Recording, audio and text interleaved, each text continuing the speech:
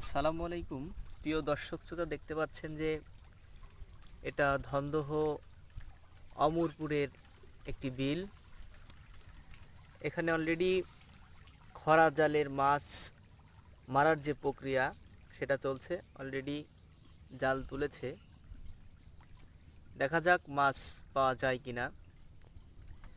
পুরা বিলই এখন পানিতে টলমলে অবস্থা। এই যে দেখতে পাচ্ছেন, এই যে অবস্থা, পুরা বিল এমন অবস্থায় আছে। তবে অন্য দিনের তুলনায় আজকে পানি অনেকটাই কমেছে। এই যে দেখা যাচ্ছে যে মাছ পাই কিনা। এই যে কিছু মাছ পাওয়া গেছে।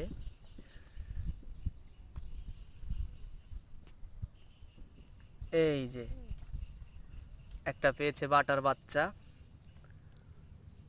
এবং চ্যাং মাছ এবং খলসি মাছ এবং পুঁটি এবং সরপুঁটি, এই মাছগুলা পাওয়া যাচ্ছে।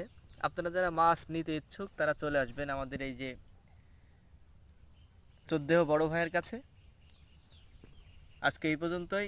নেক্সট ভিডিওতে আরেকটি পর্ব নিয়ে কথা বলব।